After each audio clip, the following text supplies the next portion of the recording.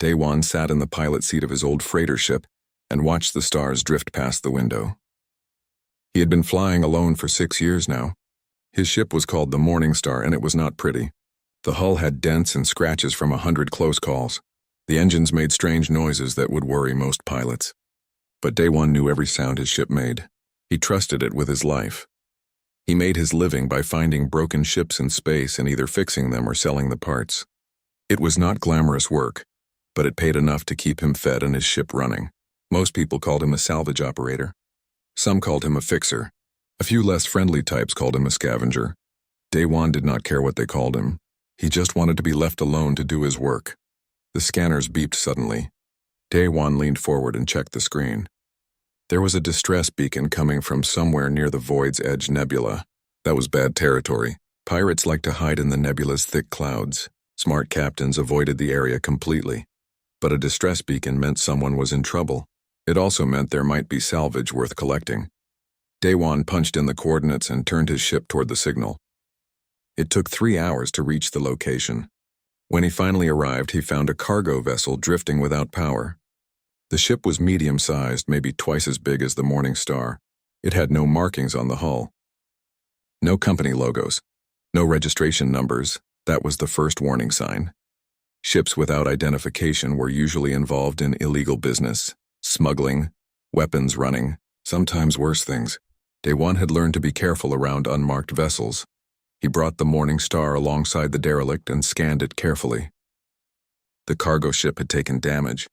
Blast marks covered the hull near the engines. Several airlocks were broken. The life support systems were failing. Whoever had been on that ship was probably dead by now. Daewon suited up in his old spacewalk gear and attached a tether line to his belt. He crossed the empty space between the two ships and entered through a damaged airlock. The doors were frozen half open. He had to squeeze through the gap. Inside, the temperature was far below freezing. His breath came out in white clouds. Emergency lights flickered along the corridors, casting strange shadows on the walls. Frozen crystals of atmosphere covered everything like a layer of frost. Daewon moved carefully through the ship. His boots clanged on the metal floors. He checked each room as he passed. Storage compartments were empty. The crew quarters showed signs of a fight. Chairs were overturned. Lockers hung open with contents scattered everywhere. Something bad had happened here. He made his way to the cargo hold. The door was sealed, but the locking mechanism was damaged. Daewon used a crowbar from his tool belt and forced it open. The door groaned and slid aside. What he saw inside made him freeze in shock. The cargo hold was enormous and mostly empty, but in the center of the room, chained to the floor with thick energy shackles, was a creature unlike anything Daewon had ever seen in person. She was massive, at least 15 meters long from nose to tail. Her body was covered in scales that shimmered with colors that seemed to shift in the flickering light. Blues and purples and silvers all mixed together. She had 4 powerful legs, each ending in claws that could probably tear through steel. Wings were folded against her sides, but they were bound with more chains. Daewon recognized her species immediately. Everyone in the galaxy knew about the Velcrin. Humans called them dragons. They were one of the oldest and most powerful races in known space. They sat on the Galactic Council. They commanded respect from every major government and military force. Finding a Velcrin chained up like an animal was impossible. It should not be happening. It could not be happening, but it was. The Velcrin's eyes were closed. Her breathing was shallow and labored. Daewon could see that she was severely malnourished. Her scales were cracked and dull in places. Dark stains that might have been blood marked her body where the shackles cut into her flesh. Then he saw something else that made his heart skip a beat. Curled up next to the larger Velcrin was a much smaller one. An infant, it was barely the size of Daewon's forearm. Its scales were pale and lacked the shimmer of its mother. The baby was shivering despite having no cold to feel in the frozen hold. Daewon stood there for a long moment, his mind racing. Every instinct told him to leave, to seal that door and fly away as fast as his ship could go. Velcrin did not just appear chained up in cargo holds. Someone with serious power and zero fear of consequences had done this. And those kinds of people would come looking for their property eventually. Getting involved would paint a target on his back that he could never escape. But as he stood there, the large Velcrin's eyes opened. They were golden in color, bright even in the dim light. They focused on him with an intelligence that was unmistakably sentient, unmistakably desperate. She tried to speak, but her voice came out as a weak rasp. She tried again, and this time Daywan heard words in the trade language that most spacers used. "Please," the Velcrin whispered. "My daughter. Save her." Daywan looked at the infant again. It was so small, so helpless. He thought about walking away. He really did. His life would be so much simpler if he just pretended he never found this ship. But then the baby Velcrin opened her eyes too. They were the same golden color as her mother's. She looked directly at Daywan, and he saw fear in those eyes. Pure desperate fear. He cursed quietly. Then he cursed again, louder. "All right," Daywan said, moving closer. "All right, I will help you." The mother Velcrin closed her eyes, and something like relief passed across her face. Daywan knelt down next to the shackles and examined them closely.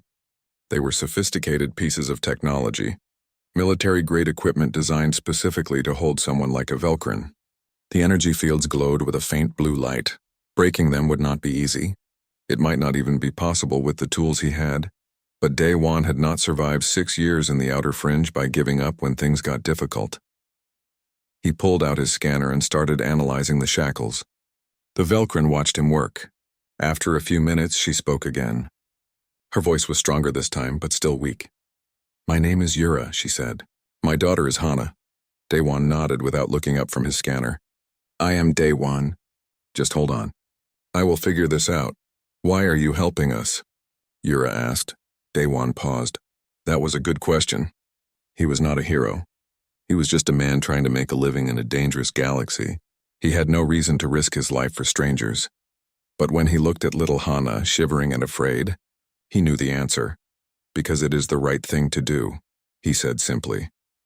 Yura made a sound that might have been a laugh or might have been a sob. "You are either very brave or very foolish, human." "Probably both," Daywan admitted. He stood up and looked around the cargo hold. "But first things first, I need to get you both warm and fed. Then we can work on getting those shackles off." He returned to the Morning Star and gathered supplies, thermal blankets, emergency rations, medical supplies, water. He carried everything back to the cargo hold and set up a small camp next to Yura and Hana. The thermal blankets helped, though they were designed for humans and barely covered a fraction of Yura's body. The infant Hana drank water eagerly and ate the high-calorie paste from the rations.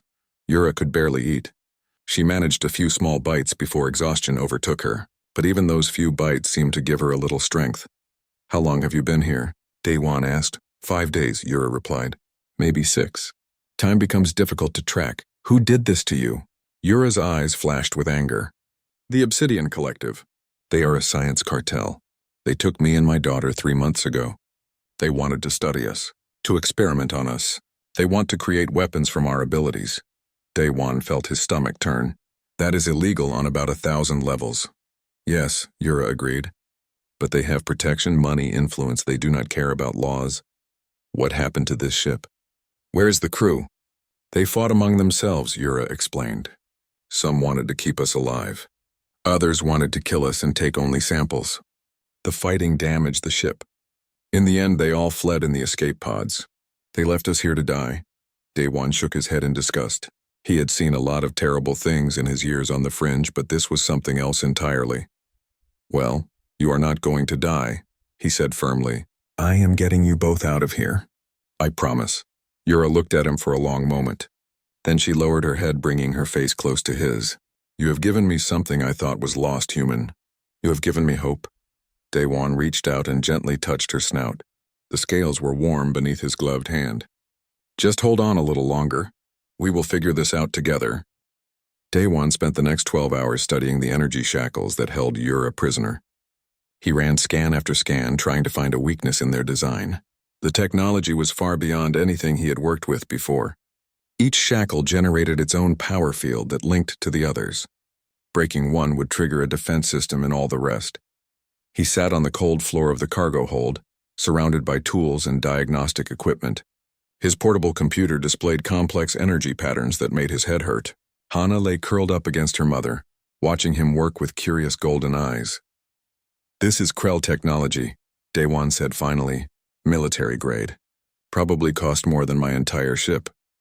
Yura shifted slightly. her chains rattling with the movement. The Krell sell to anyone with enough credits. They do not ask questions, Daywan nodded. He had heard stories about the Krell. They were master engineers who built weapons and security systems for the highest bidder. Their equipment was reliable, efficient, and nearly impossible to bypass without the proper codes. These shackles are doing more than just holding you down, Daywan observed. They are suppressing something. I can see the energy drain on my scanner.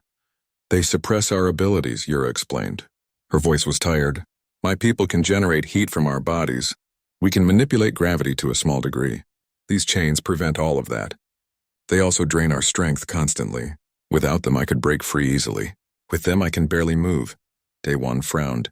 So if I just cut the power, you could escape? Perhaps. But the shackles have a fail-safe. If someone tries to force them open, they will release a massive energy pulse. It would kill me instantly. It would probably destroy this entire section of the ship as well. Of course they would, Daywan muttered. He rubbed his tired eyes. Nothing is ever simple. He stood up and stretched. His back ached from sitting on the hard floor. He walked around the cargo hold thinking, there had to be a solution. There was always a solution. He just had to find it. Tell me more about the Obsidian Collective, Daywan said. How did they capture you in the first place? Yura was quiet for a moment. When she spoke, her voice was filled with pain. I was traveling with my mate, Taman, and our daughter.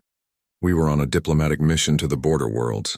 The collective ambushed us. They had weapons designed specifically to harm Velkrin. Sonic disruptors that disrupted our inner balance. Neural dampeners that clouded our thoughts. She paused, and Daywan saw tears forming in her golden eyes. Taman fought them. He fought so hard. But there were too many. They killed him. They took Hana and me prisoner. They said if I did not cooperate with their experiments, they would hurt my daughter. Hana made a small whimpering sound. Yura gently nuzzled her baby with her snout, making soft, comforting noises. Daywan felt anger building in his chest. He had seen cruelty before. The galaxy was full of people who did terrible things for profit or power. But this was different. This was a family torn apart. A child who would grow up without a father, a mother forced to watch her baby suffer.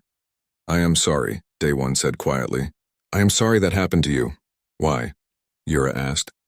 You did not do this. You owe us nothing, yet you stay and try to help. I do not understand humans, Daywan smiled sadly. Most of the time, neither do I. He returned to examining the shackles. His scanner showed that each one had a small power core buried deep inside the mechanism. If he could drain those cores slowly enough, the failsafe might not trigger, but he would need a lot of power to do it.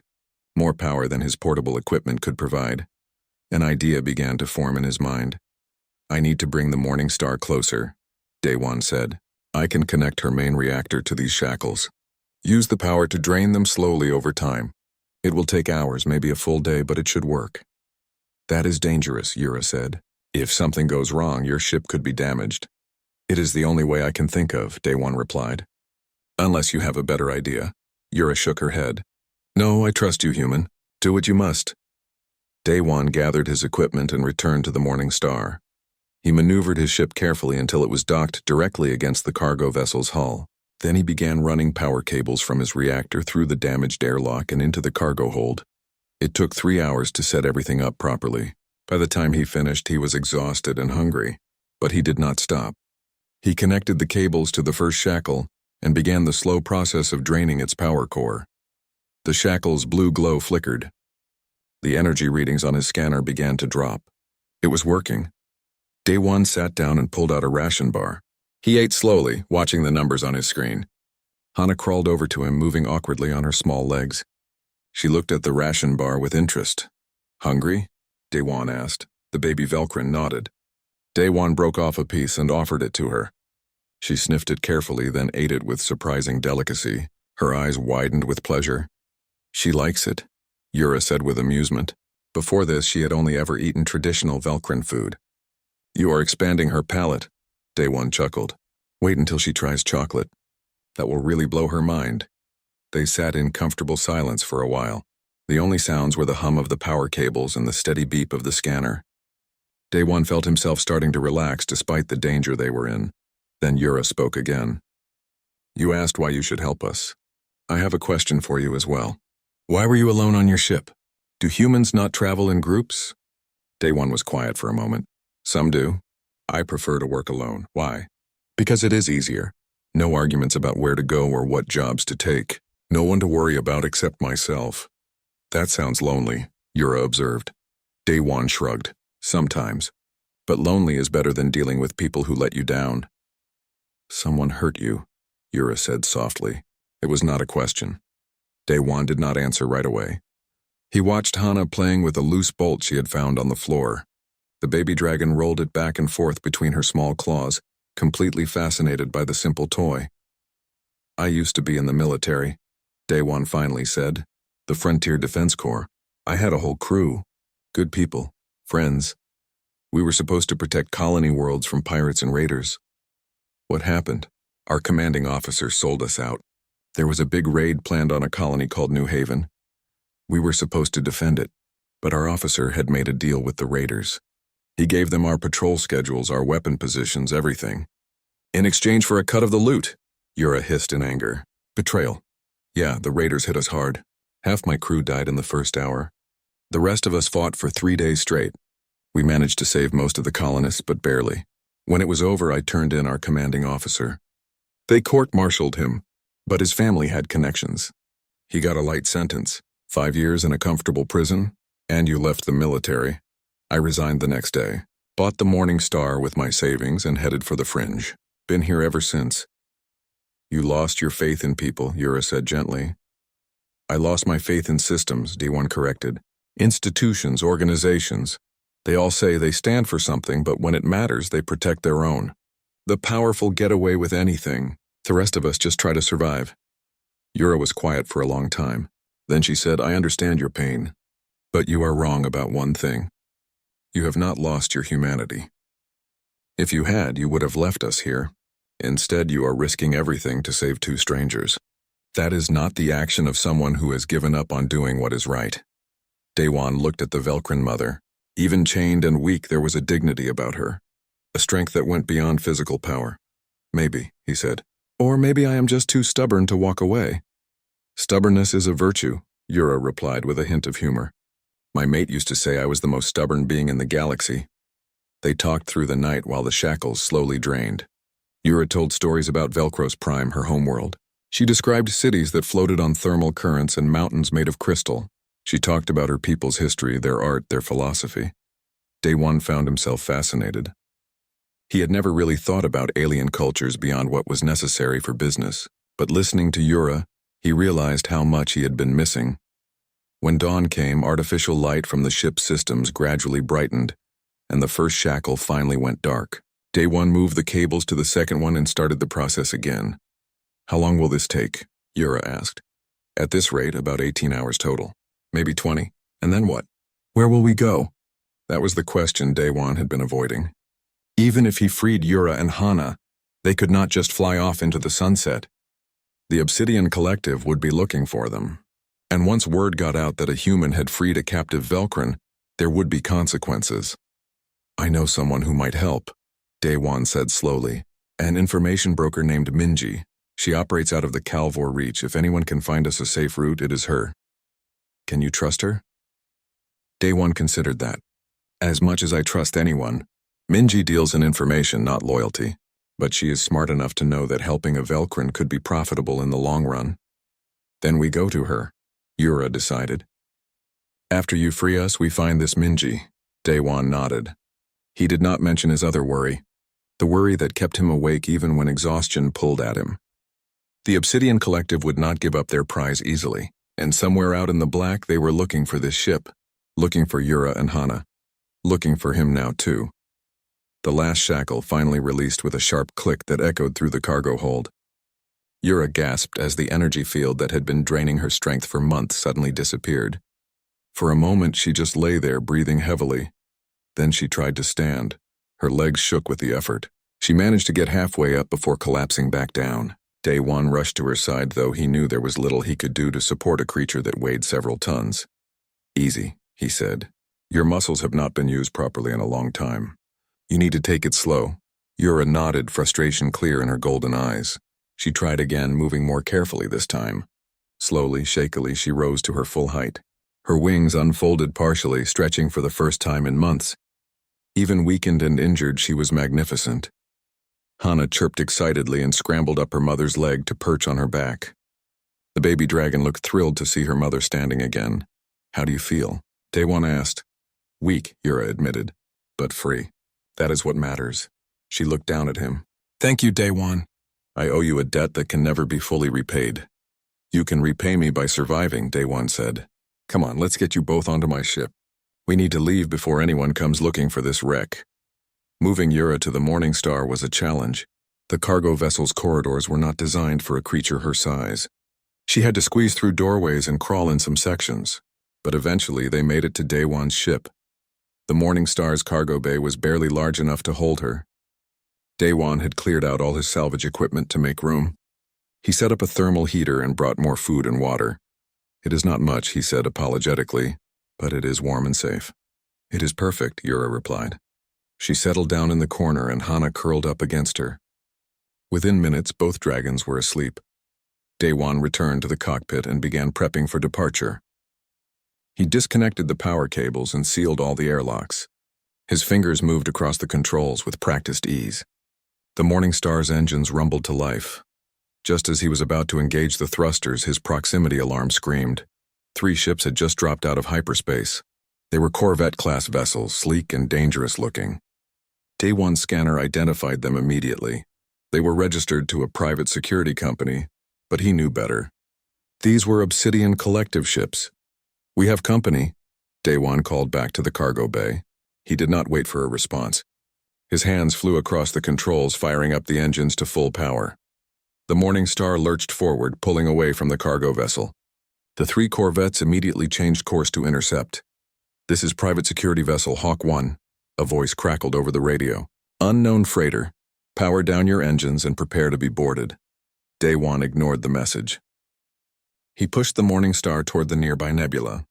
The thick particle clouds would interfere with their sensors. It was his only chance. "Freighter, this is your final warning. Power down or we will open fire." Daewon switched off his radio and focused on flying. The nebula was getting closer. Just a little further, a warning light flashed on his console. The corvettes had fired. Energy bolts streaked past his ship, close enough that he could see them through the cockpit window. "Hold on back there," Daewon shouted.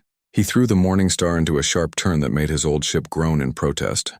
More weapons fire. One bolt clipped his rear shields, causing them to flare and spark. Alarms blared throughout the ship. Daewon gritted his teeth and dove into the nebula. Immediately his sensors went fuzzy. The particle clouds were so thick that they disrupted most scanning technology. But the same was true for the corvettes. They would have trouble tracking him in here. Daewon flew by instinct, weaving between pockets of dense gas and radiation. He had spent years navigating the fringe territories. He knew these nebulas better than most pilots. One of the corvettes appeared suddenly through the clouds, cutting across his path.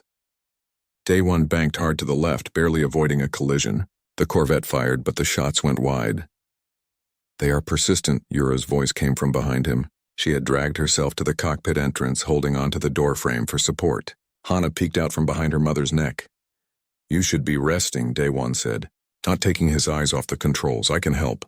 You can barely stand. I do not need to stand." Before Daewon could argue, another corvette appeared dead ahead. This one had a clear shot. Daewon saw the weapons charging for a killing blow. Yura's eyes began to glow, a deep, fierce golden light that filled the cockpit. Daewon felt the temperature rise dramatically. The air itself seemed to shimmer with heat. Yura opened her mouth and released a concentrated pulse of thermal energy. It was not fire exactly. It was pure heat, focused and controlled. The blast struck the corvette's forward shields and overloaded them instantly. The ship's hull began to glow red-hot. Emergency systems kicked in, forcing the corvette to break off and retreat before the metal melted. "Go," Yura gasped, the glow fading from her eyes. "I cannot do that again." "Not yet." Daewon did not need to be told twice. He pushed the Morning Star deeper into the nebula, using every trick he knew to lose their pursuers. He threaded through asteroid clusters that most pilots would consider impossible. He skimmed past radiation zones that made his Geiger counter scream. He flew through a field of metallic debris that could have torn his ship apart. The corvettes tried to follow, but they were military vessels designed for open space combat.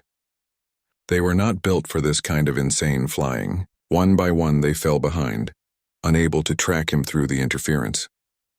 After an hour of running, Didn finally felt safe enough to slow down. His heart was pounding. His hands shook slightly from the adrenaline. But they had made it. "Are we clear?" Yura asked weakly. She had collapsed in the cockpit doorway. "For now," Didn replied. He set the autopilot to keep them moving through the nebula at a safer speed. Then he turned to check on Yura. "That thing you did back there. That was incredible. That was foolish," Yura corrected. "I am too weak. I should not have used my abilities at all. If I had failed, we would all be dead. But you did not fail. You saved us," Yura managed a tired smile. "Then we are even, human. You saved me. I saved you. Now we are both in terrible danger together." Didn laughed despite the situation. "Welcome to my life. This is pretty much how things always go for me." He helped Yura back to the cargo bay. She could barely move now. Using her abilities had drained what little strength she had recovered. Hana stayed close to her mother, making worried sounds. "Rest," Didn said. "I will get us somewhere safe." "Where?" Yura asked. "There is a transit point about 6 hours from here. It is unstable and not on any official charts. Only smugglers and people like me know about it. We can use it to jump to the Calvor Reach. Is it safe?" Didn hesitated. "Not really. The wormhole fluctuates. If we hit it at the wrong moment, we could end up anywhere, or nowhere. But it is our best shot at losing the collective." "Then we take it," Yura decided. "I trust your judgment." Didn nodded and returned to the cockpit. He plotted a course to the hidden transit point and settled in for the long flight. His body ached with exhaustion. His ship had taken damage that would need repairs. And he had just made enemies of one of the most dangerous organizations in the galaxy. But when he looked back and saw Yura sleeping peacefully with Hana curled against her, he felt something he had not felt in a long time. Purpose. For 6 years, he had drifted through the fringe, taking odd jobs and avoiding attachments. He had convinced himself that being alone was better, safer, simpler. But watching that baby dragon sleep, knowing that she had a chance at life because he had chosen to help, Didn realized something important. Some things were worth the risk. The next 6 hours passed slowly. Didn monitored his sensors constantly, watching for any sign of pursuit. The nebula's interference made it hard to see far, but that worked in his favor.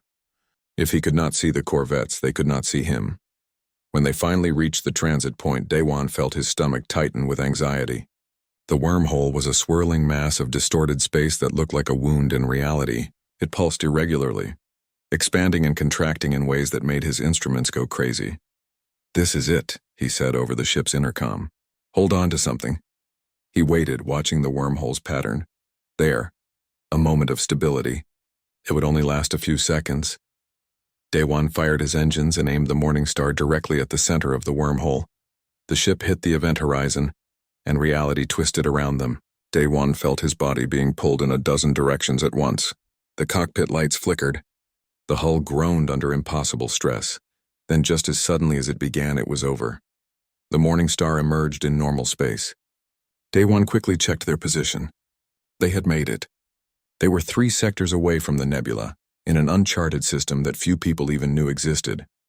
"We made it," Didn called out. "Yura, Hana, we are clear." There was no response. Worried, Didn rushed back to the cargo bay. He found Yura and Hana exactly where he had left them, both sleeping soundly. The wormhole transition had not even woken them. Didn smiled and returned to the cockpit. He set a course for the Calvor Reach and allowed himself to relax for the first time in hours. They had escaped. Against all odds, they had escaped. But Didn knew this was just the beginning. The Obsidian Collective would not give up.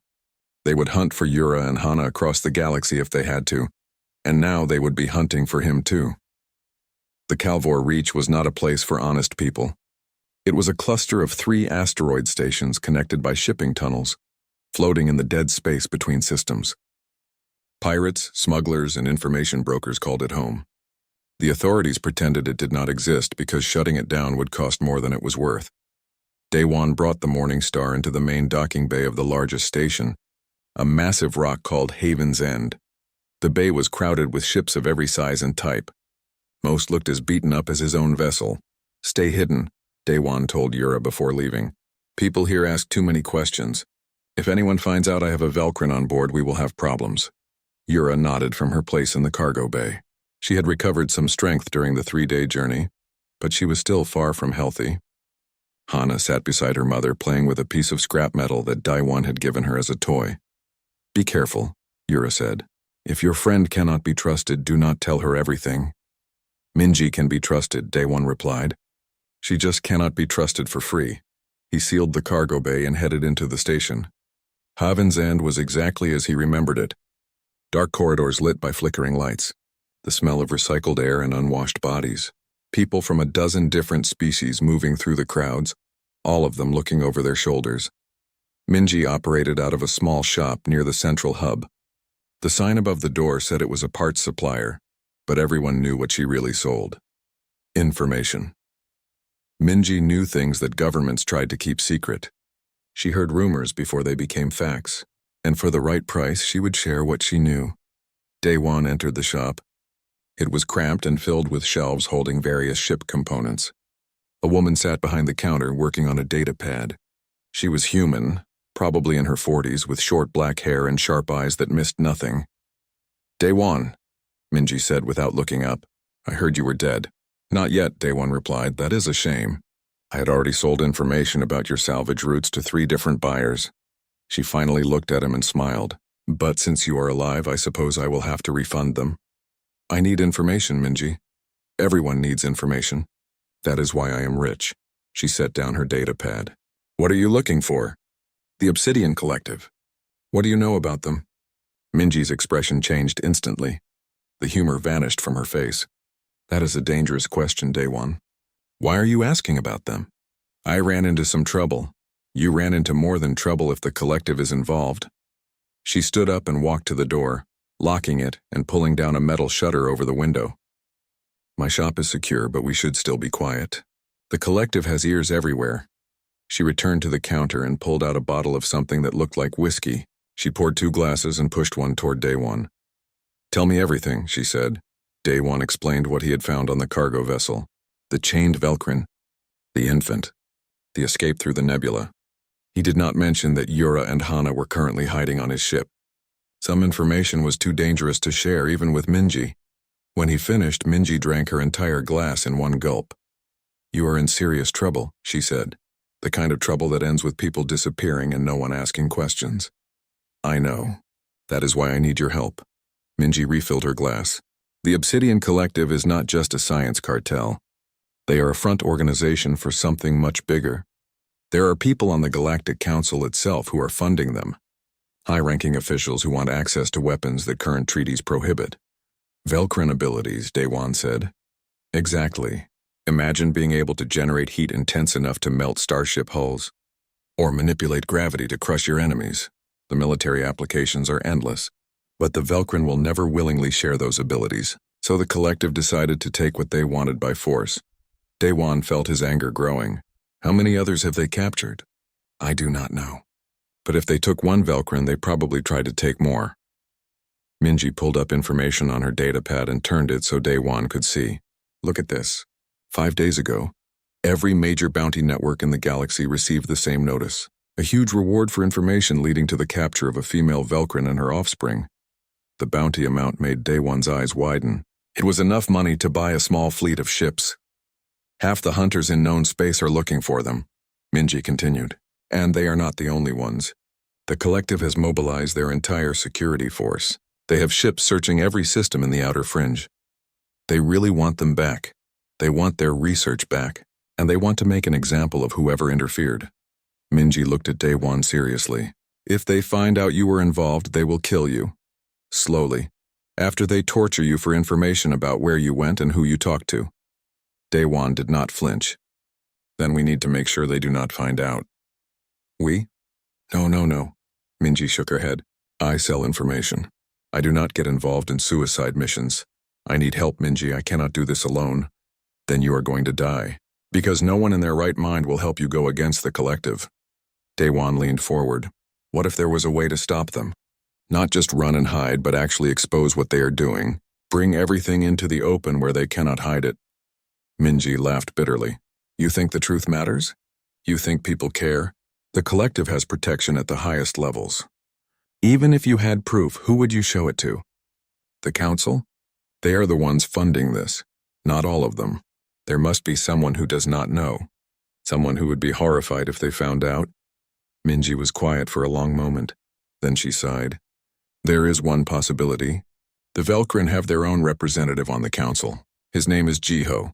He commands a military fleet in the neutral zones. If anyone would help a captured Velkrin, it would be him. Then we contact him. It is not that simple. Jiho is 3 sectors away. Every jump point between here and there is being watched. The collective set up checkpoints. They are scanning every ship that passes through. There has to be another way. Minji thought about it. There is one route that might work. It is longer and goes through unregulated space. Pirate territory. But the collective has no presence there. If you can survive the pirates, you might make it. I will take that chance. You are insane. But Minji was already pulling up star charts. Here. This route takes you through the Dagger's Edge system. Pirates use it as a base, but they are more interested in cargo than passengers. If you can convince them you have nothing worth stealing, they might let you pass. She transferred the navigation data to a chip and handed it to Daewon. This is everything you need. Jump coordinates, pirate safe zones, places to refuel. Consider it my gift. How much? Daewon asked. It is free. I am not taking money for something that will probably get you killed. She paused. But if by some miracle you survive, you will owe me, and I will collect that debt someday. Daewon took the chip. Thank you, Minji. Do not thank me yet. You still have to make it there alive. She unlocked the door. One more thing. The collective put out another notice yesterday. They are offering double the bounty for anyone who brings them information about a human who might be helping the Velkrin. They do not have a name yet, but they are looking. Then I need to leave soon. You need to leave now. Every minute you stay here, someone might recognize your ship. Might start asking questions. The walls have eyes in this place. Daewon nodded and headed for the door, but Minji called after him. Daewon, why are you doing this? You could have walked away. Could have just left them and gone back to your salvage work. Why risk everything? Daewon thought about Hana's golden eyes watching him trustingly. About Yura's voice thanking him for giving her hope. Because someone has to. He said simply. If everyone just walks away from injustice because it is easier, then what kind of galaxy do we live in? Minji smiled sadly. The kind we have now. But maybe if more people thought like you, it could be better. She raised her glass. Good luck, you stubborn fool. Daewon returned to his ship quickly, checking over his shoulder constantly. The station felt more dangerous now that he knew how actively the collective was searching. Every person he passed could be a bounty hunter. Every camera could be reporting his location. He sealed himself inside the Morning Star and went straight to the cargo bay. Yura lifted her head when he entered. We need to move, Daewon said. The entire galaxy is looking for you.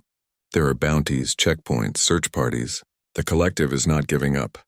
Then what do we do? Yura asked. We find your people. There is a Velkrin commander named Jiho who might help us, but getting to him will be dangerous. We have to go through pirate space. Yura stood up, moving more easily than before. Her strength was returning. Then we go. I am tired of running. It is time to fight back. Hana chirped in agreement, puffing out her small chest bravely. Daewon could not help but smile. All right then. Let us go find Jiho and put an end to this. He returned to the cockpit and began the launch sequence. The Morning Star lifted off from the docking bay and left Haven's End behind. As they accelerated away from the station, Daewon looked at the navigation chip Minji had given him. The route ahead was dangerous. Pirates, radiation zones, uncharted systems, and at the end of it all, they would still have to convince a Velkrin military commander to believe their story and help them. But for the first time since this had all started, Daewon felt something other than fear. He felt determination. They were not running anymore. They were moving forward. And whatever came next, they would face it together. The journey through pirate space was tense but uneventful. Daewon followed Minji's route exactly, avoiding the major shipping lanes where pirates like to hunt. They passed through empty systems filled with nothing but rocks and dying stars. Twice they spotted pirate vessels in the distance, but neither ship approached them. The Morning Star looked too old and beaten up to be worth robbing. After 5 days of careful travel, they finally reached the edge of the neutral zone where Jiho's fleet was stationed. Daewon sent out a coded message requesting a meeting. Then they waited. Hours passed with no response. Taewon began to worry that the message had not gotten through, or worse, that Jiho had ignored it. But just as he was about to send another transmission, his console lit up. A massive Velcrin warship dropped out of hyperspace directly in front of them. It was 3 times the size of any human vessel Daewon had ever seen. Its hull was decorated with intricate patterns that glowed with soft blue light. Weapons ports lined its sides, though none of them were currently active. "This is Commander Jiho of the Velcrin Defense Fleet." A deep voice spoke over the radio.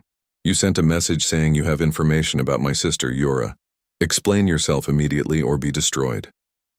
Daewon took a deep breath. "Commander, my name is Daewon. I am a human salvage operator. 8 days ago, I found your sister chained inside a cargo vessel near the Void's Edge Nebula.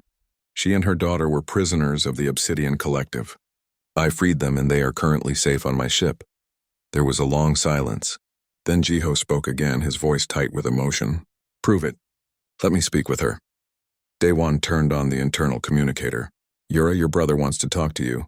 Yura moved to the cockpit. She looked at the screen showing Jiho's warship and her eyes filled with tears. "Jiho, brother, it is really me." Another pause. Then a video link activated. The screen showed a Velcrin male, slightly larger than Yura with darker scales and deep golden eyes. His face showed shock and relief in equal measure. "Yura," Jiho breathed.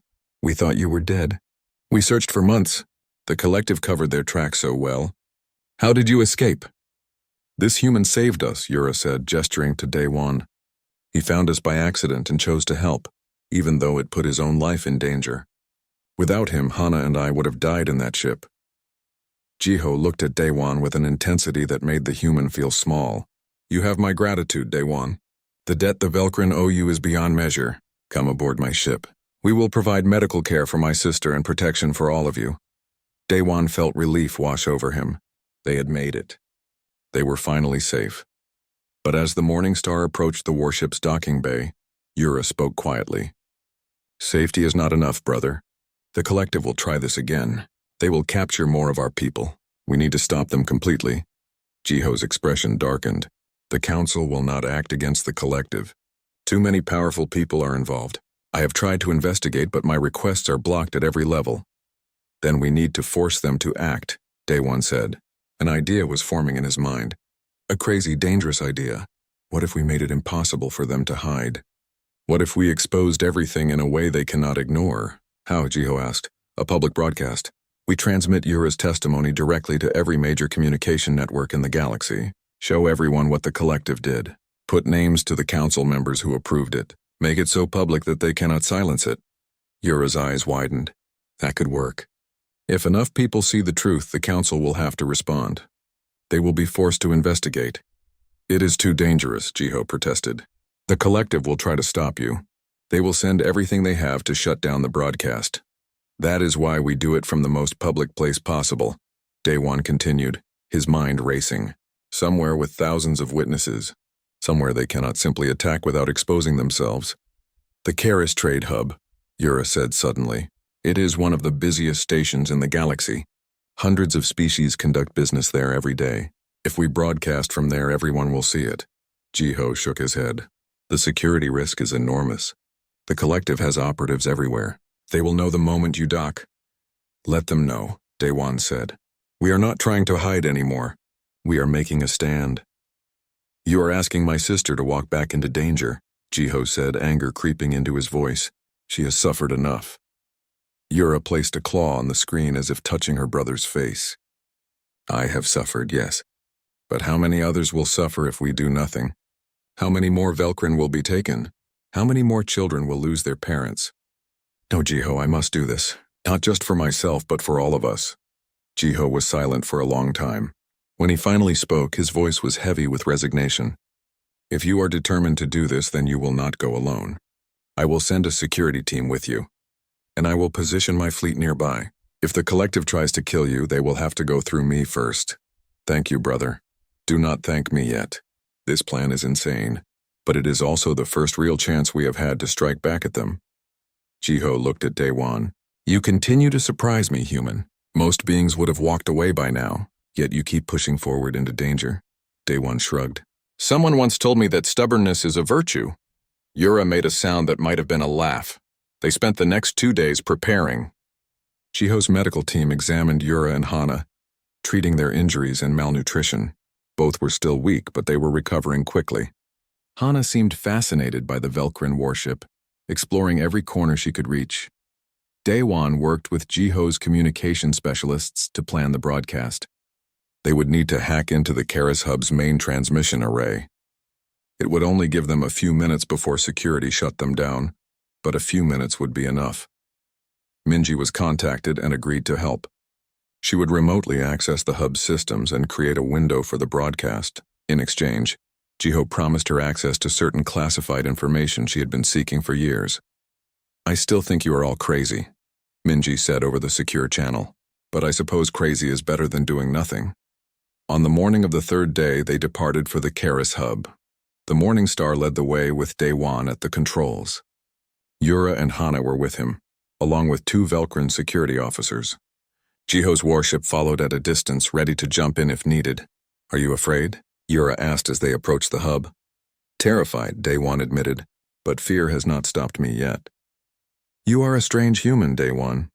Most of your kind seem so soft, so focused on comfort and safety, but you have the heart of a warrior. I am not a warrior. I am just someone who is tired of watching bad people win." Hana climbed onto Daewon's lap, careful not to scratch him with her small claws. She had grown attached to the human over the past days. Daewon gently petted her head and she purred like a cat. "Whatever happens today," Yura said quietly, "I want you to know that meeting you changed my life.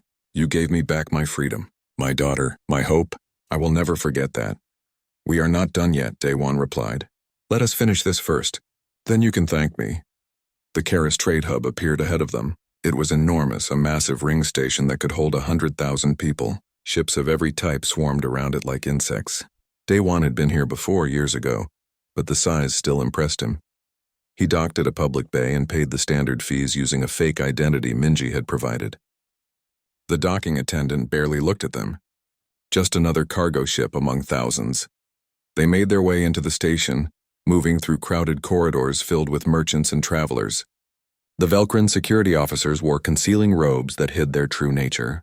Yura and Hana had been disguised as well, using holographic projectors that made them appear as large cargo containers being moved on a hover cart. It was not a perfect disguise, but it would work if no one looked too closely. The communications center was located in the hub's central tower. Minji had mapped out a route that avoided most security checkpoints.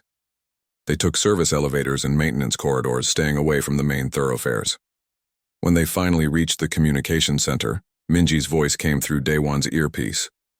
"I am in their system. I can give you a 5-minute window, maybe 6 if I am lucky. After that, they will lock me out and security will come running." 5 minutes is enough," Daewon said. He looked at Yura. "Ready?" She deactivated the holographic disguise.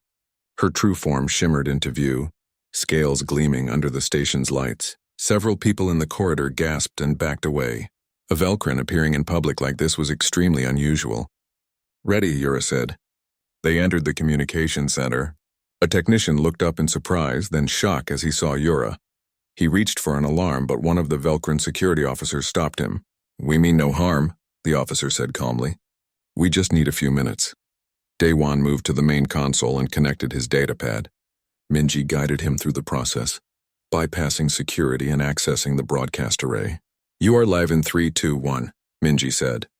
The screens around the communications center lit up, showing that the broadcast was active. They were transmitting to every major network in the galaxy. Billions of beings would be watching. Yura stepped in front of the camera. Her voice was strong and clear as she began to speak. "My name is Yura of Velkros Prime. I am a member of the Velkrin Council and a mother. 3 months ago, I was kidnapped by an organization called the Obsidian Collective. They tortured me, experimented on me, held my infant daughter hostage to force my cooperation." She lifted her wings, showing the scars where the shackles had cut into her flesh. "They did this with the approval of council members, high-ranking officials who wanted to weaponize my people's abilities. I am broadcasting this message to tell you the truth, to show you what is being done in the shadows. Yura named names, council members, collective leaders. She provided evidence documents that Jiho had managed to gather. She held nothing back. "This must end," Yura concluded. Not just for my people, but for all beings who value justice and freedom. The broadcast ended. 5 minutes had passed. Alarms began blaring throughout the station. Time to go, Didn said. The alarm screamed through the communication center. Red emergency lights flashed on every wall. Didn heard heavy footsteps rushing toward them from multiple directions. They are coming fast, one of the Velcrin security officers said. His hand moved to the weapon at his side. Didn grabbed his own weapon, a simple plasma pistol that had seen better days. We need to get back to the ship. Minji, can you lock down the corridors behind us? Already on it. Minji's voice crackled in his ear. But I can only slow them down. The collective has override codes. They will break through in minutes. They ran from the communication center. Yura moved surprisingly fast despite her size, her claws clicking on the metal floor. Hana clung to her mother's back, eyes wide with fear but staying silent. The first security team appeared at the end of the corridor. They wore black armor with the Obsidian Collective symbol on their shoulders. Not station security. These were collective operatives who had been waiting for exactly this moment. Halt! The lead operative shouted. Surrender now or we will open fire. The Velcrin security officers moved in front of Yura and Hana, their weapons raised. Stand down. We are protected under Galactic Council authority. The operative laughed coldly. Your council authority means nothing here. He raised his weapon. Didn did not give him the chance to fire.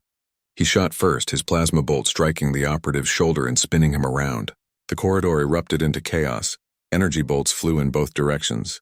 The Velcrin officers returned fire with deadly accuracy. 2 more operatives went down, but there were too many of them. More kept coming from side passages and stairways. This way, Yura shouted. She turned down a different corridor, one that led toward the station's outer ring. The others followed. They ran through the maintenance sections of the station. Steam hissed from broken pipes. Sparks showered from damaged electrical panels. Behind them, the sound of pursuing footsteps grew louder. Didn's earpiece crackled. Didn, this is Jiho. We are monitoring the situation. I am sending reinforcements to your location. We might not last that long, Didn replied, breathing hard as he ran. They reached a large cargo bay used for storing freight containers. It was a vast open space with high ceilings and multiple exits. Perfect for an ambush, and that was exactly what they found. Combat mechs emerged from behind the cargo containers, 4 of them, each standing 3 meters tall with heavy armor and integrated weapons. They had been waiting. The collective had known where they would run. Surrender the Velcrin, a voice boomed from the lead mech. You cannot escape. This ends here. Yura stepped forward, placing herself between the mechs and her daughter. Her eyes began to glow with that fierce golden light. You want me? Come and take me. The mechs opened fire. Energy bolts and rockets filled the air. The Velcrin security officers dove for cover, returning fire as best they could, but their small arms were barely scratching the mech's thick armor. Didn grabbed Hana and pulled her behind a cargo container. The baby dragon was shaking with fear. Stay here, he told her. Do not move, Yura roared, a sound that shook the entire cargo bay. Despite her weakness, despite months of torture and starvation, she was still a Velcrin warrior. Heat radiated from her body in waves. The temperature in the bay soared. She lunged at the nearest mech with speed that seemed impossible for something her size. Her claws, superheated to white-hot intensity, tore through the mech's armor like paper. She ripped out its power core and crushed it. The mech collapsed, but the effort cost her. Yura staggered, her glow dimming. She was not strong enough for a sustained fight. The second mech targeted her with a heavy cannon. Didn saw what was about to happen. Without thinking, he ran from cover and threw himself at Yura, trying to push her out of the way. The cannon fired. The blast caught Didn in the shoulder and chest. Pain exploded through his body. He felt himself flying backward, hitting the floor hard. Blood spread across his shirt. His vision blurred. He heard Yura screaming his name. Heard Hana crying. The sound seemed to come from very far away. Then Yura's scream changed. It became something else, something primal and terrible. Through his fading vision, Didn saw Yura transform. All her exhaustion, all her weakness vanished in a wave of pure rage. Her entire body glowed like a small sun. The air around her shimmered with heat so intense that metal began to melt. She fell upon the remaining mechs like a force of nature. Her tail smashed one into the wall so hard that it embedded in the metal. Her claws tore another apart piece by piece. The last mech tried to run, but she caught it and unleashed a blast of thermal energy that turned it into molten slag. When it was over, Yura collapsed beside Daewon. Her glow faded. She gently lifted his head with one claw. "Stay with me, human," she whispered. "Please, stay with me." Daewon tried to speak but only managed a weak cough. Blood bubbled on his lips. Hana crawled to him, pressing her small face against his. She was crying, making soft, distressed sounds. "The broadcast worked," Daewon managed to say. His voice was barely audible. Everyone saw. "They know the truth now?" "I do not care about the broadcast," Yura said, tears streaming down her scaled face. "I care about you. You saved my daughter." "You saved me. You cannot die now." But Daewon's eyes were closing. The pain was fading into a strange numbness. He felt cold despite Yura's warmth. Then he heard a new sound. The roar of engines. Heavy footsteps. Velcrin voices shouting commands. Jiho's reinforcements had arrived. Strong hands lifted Daewon. Someone pressed something against his wounds. He heard medical equipment beeping. Heard Jiho's deep voice giving orders. "Get him to the medical bay now, do not let him die." "That is an order." Everything went dark. When Daewon woke up, he was lying in a bed that was far too comfortable. Soft lights glowed on the ceiling above him. Medical equipment surrounded him, monitoring his vital signs with quiet beeps. He tried to sit up and immediately regretted it. Pain flared in his shoulder and chest. "Do not move, you stubborn fool."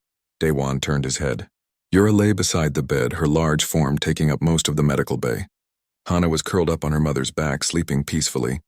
"How long was I out?" Daewon asked. His voice was rough. 2 weeks, Yura replied. "You were badly injured. The blast damaged your lung and shattered bones. The doctor said you should have died. I am too stubborn to die." Yura made that sound that was half laugh, half sob. Yes, you are. What happened after I passed out?" Jiho's forces secured the station. They arrested every collective operative they could find. The broadcast spread across the entire galaxy. Everyone saw my testimony. Everyone knows the truth now. And the council? In chaos. The members I named have been suspended. There are investigations starting on a dozen worlds. The Obsidian Collective's assets are being seized. It is not over yet, but it is a beginning. Daewon smiled despite the pain. "We did it." "You did it," Yura corrected. "You took a broken, starving Velcrin and her daughter and turned our tragedy into a weapon against evil. You risked everything for us. You nearly died for us. It was worth it." Yura lowered her head until her snout touched his hand. "You gave me everything. My freedom. My daughter's life. Hope for my people. How can I ever repay you?" "Just be happy," Daewon said. "That is payment enough." Hana stirred and opened her eyes. When she saw Daewon was awake, she chirped excitedly and scrambled down from her mother's back. She climbed carefully onto the bed and curled up against Daewon's uninjured side, purring contentedly. Daewon gently stroked her scales. "Hello, little one. Did you miss me?" Hana nuzzled his hand. Over the past weeks, she had learned to understand some human words. She chirped something that sounded like she was trying to say his name. "She was so worried," Yura said softly. "She would not eat, would not sleep. She just sat by this bed waiting for you to wake up. I think she loves you as much as she loves me." Daewon felt tears in his eyes. He had spent 6 years alone, convinced that attachments only led to pain. But looking at Hana, feeling her warmth against him, he realized how wrong he had been. Sometimes connections were worth the risk. The medical bay door opened and Jiho entered. The large Velcrin commander had to duck to fit through the doorway. He looked at Daewon with an expression of deep respect. "You are awake, good, we have much to discuss." "Can it wait?" Yura asked. "He just woke up." "It is fine," Daewon said.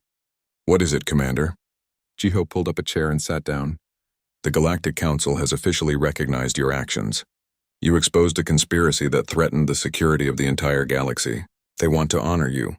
I do not need honors, perhaps not. But you do need protection. The collective is broken, but they still have allies. People who will want revenge." Jiho leaned forward. "I am offering you a position. Liaison between human frontier communities and Velcrin space. You would have resources, protection, and the full backing of my fleet." Daewon looked at Yura. She nodded encouragingly. "It would give you a purpose," she said. "And it would keep you close to us." "Hana would like that." "So would I." Daewon thought about his old life, drifting through the fringe alone, taking salvage jobs, avoiding connections. It had been safe but empty. He looked at Hana sleeping against him, at Yura watching him with hopeful eyes, at Jiho waiting patiently for an answer. All right, Daewon said. I accept, Jiho smiled. Welcome to the Velcrin Defense Fleet, Daewon. I think you will find it much more interesting than salvage work. It could not be more dangerous than what I just survived. Do not be so sure, Jiho said with amusement. Dealing with bureaucrats is often worse than fighting mercenaries. They talked for another hour about details and responsibilities. When Jiho finally left, Daewon was exhausted but content. Yura watched him carefully. You should rest more. Your body needs time to heal. I will rest. But first tell me honestly, are you and Hana going to be all right? We are healing, Yura replied. The scars will remain, but we are strong, and we have you. That makes all the difference. Daewon closed his eyes, feeling sleep pulling at him. Good, that is good. As he drifted off, he felt Hana shift closer and heard Yura humming a soft Velcrin lullaby. It was a sound of safety, of family, of home. For the first time in 6 years, Daewon was not alone. 3 months had passed since the battle at Karis Trade Hub. Daewon stood on the observation deck of his new ship, watching the stars drift by. The vessel was called the Rising Hope, a gift from the Velcrin Council. It was sleek, fast, and equipped with technology that made his old Morning Star look like a child's toy. But sometimes he missed his old ship. It had personality. This one was too clean, too perfect. You look troubled, Yura's voice came from behind him. She had grown stronger over the past months. Her scales gleamed with health, and the scars from the shackles had faded to barely visible lines. Just thinking, Daewon replied. He turned and smiled at her. How is Hana doing with her lessons? She is a terror, Yura said with pride. Her instructors say she has more energy than 10 normal children. She asks endless questions and gets into everything. Sounds about right. Hana had grown considerably. She was now the size of a large dog, her scales shimmering with vibrant colors. She spent her days learning Velcrin history and culture, making up for the months she had lost as a prisoner. She asks about you constantly. Yura continued. When will Daewon visit? Why does Daewon stay away so long? Can we go see Daewon? Daewon felt a pang of guilt. His new position kept him busy traveling between human and Velcrin territories. He had not seen Yura and Hana in nearly 3 weeks. I am sorry. The work has been demanding. Do not apologize. What you are doing is important. Yura moved to stand beside him, looking out at the stars. You are building bridges between our peoples, creating understanding where there was once only distance. It was true. In the months since the collective's exposure, tensions between various galactic species had risen. Some humans feared the Velcrin, seeing their power as a threat. Some Velcrin looked down on humans as weak and primitive. Daewon's job was to change those perceptions, through direct contact and cooperation. It was harder than fighting mercenaries. The frontier colony on Deneb asked for Velcrin protection again, Daewon said. Pirates have been raiding their supply shipments. I told them Jiho's fleet could provide escorts. And what did the colony leaders say? They were hesitant. Old prejudices die hard. They are afraid of having dragons patrolling their space. He sighed. I am trying to arrange a meeting. Let them see that Velcrin are not monsters. Let them meet Hana, Yura suggested.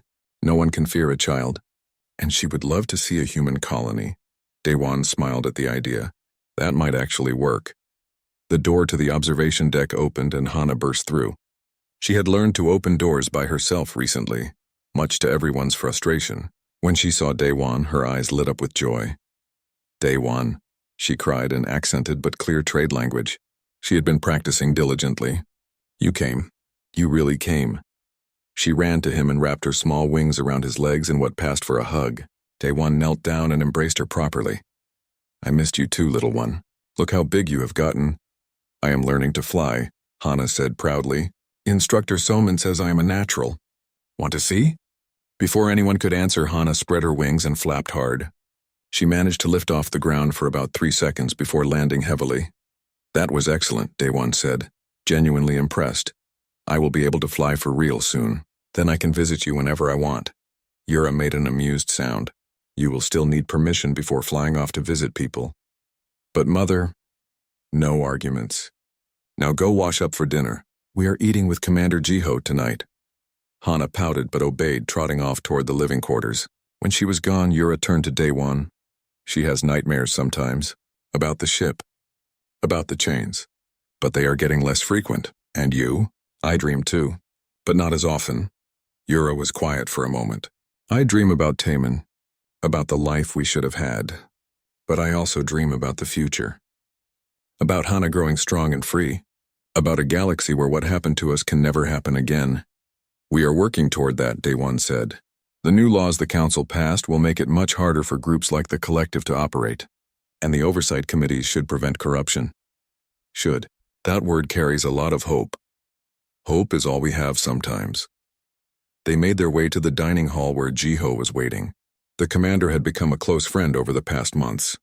He treated Daewon as an equal despite the vast difference in their status and power.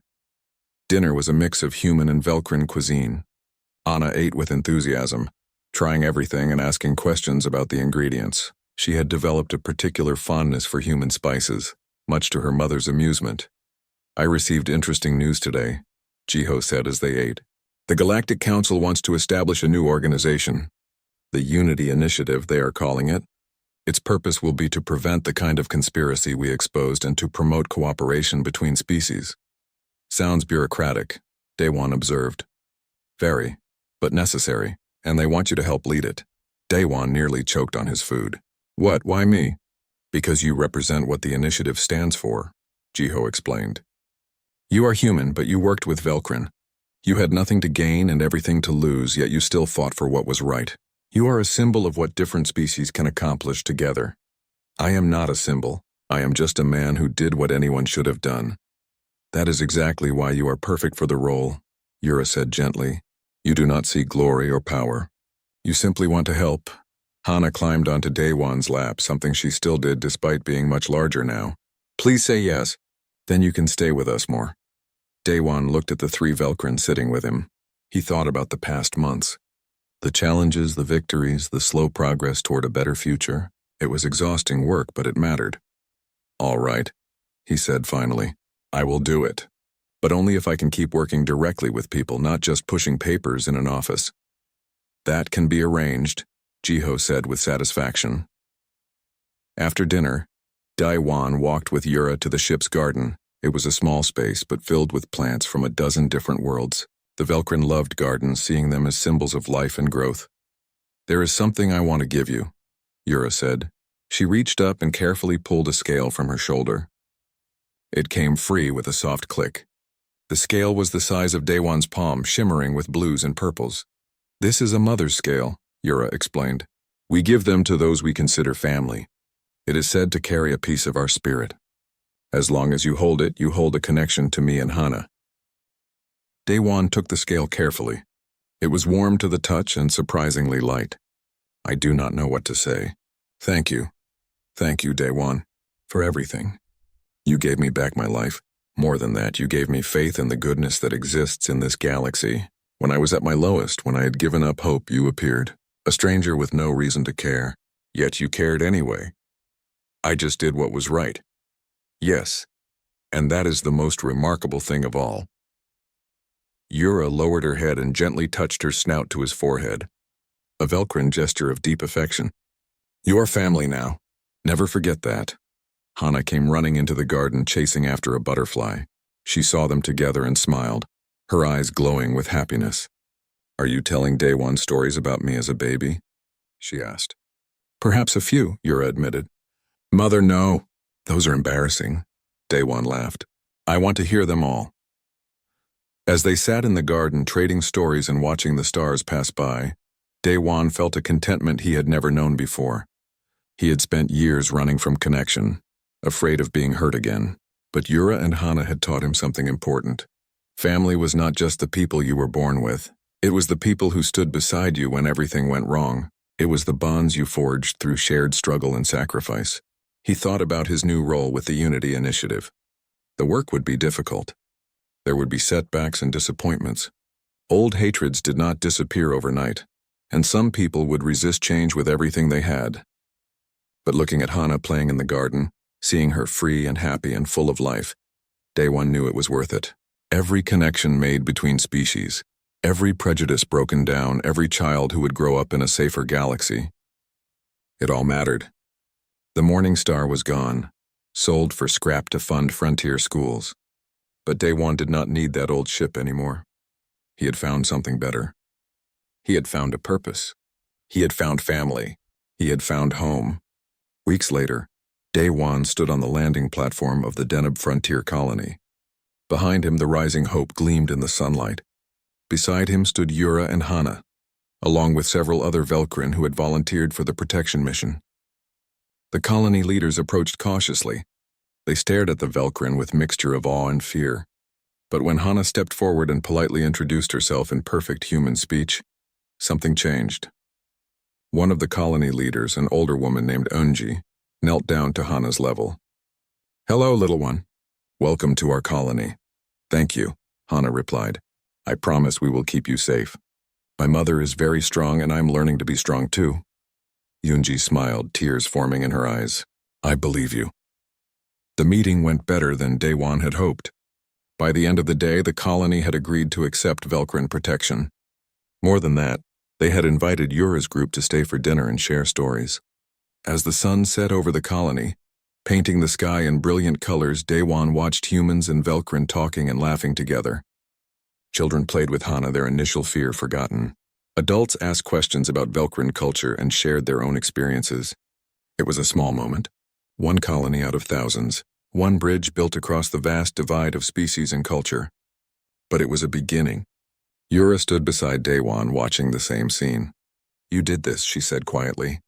"You made this possible." "We did this," Daywan corrected. "All of us together." "Yes," Yura agreed. "Together." Hana ran up to them, followed by a group of laughing human children. "Can they come visit our ship? I want to show them my room." "If their parents say yes," Yura replied. The children scattered to ask permission. Hana stayed with Daywan and her mother, practically vibrating with excitement. "The galaxy is changing," Daywan said. "Slowly, but it is changing." "Because of people like you," Yura replied. "People who refuse to accept that things have to stay the way they are. People who fight for something better." Daywan looked at the scale Yura had given him, now mounted on a chain around his neck. It caught the setting sunlight and sparkled. "I was a salvage operator," he said. "I made my living by finding broken things and fixing them. I thought that was all I would ever be. And now I realize the most important things I have ever fixed were not ships. They were connections. Broken trust, lost hope. The gap between species who should be friends." Yura nodded. "You have a gift, Daywan. The gift of seeing what others miss, of caring when others turn away. Never lose that." "I will not. I promise." The children returned with permission to visit the ship. Hana led them away excitedly, chattering about all the amazing things she wanted to show them. Daywan and Yura followed slowly behind, watching the children run ahead. "What happens next?" Yura asked. "More colonies. More meetings. More bridges to build." Daywan smiled. "It will take years, maybe decades, but we will get there. To where? To a galaxy where a human can rescue a Velkrin without it being remarkable. Where species help each other because it is normal, not because it is exceptional. Where children like Hana grow up never knowing the hatred and fear that our generation knew." "A beautiful dream," Yura said softly. "All the best things start as dreams," Daywan replied. They walked together toward the rising hope as the stars began to appear in the darkening sky. Behind them, human and Velkrin voices mixed in conversation and laughter. Ahead of them, the future waited. Uncertain, challenging, but full of hope. And for Daywan, that was enough. The end.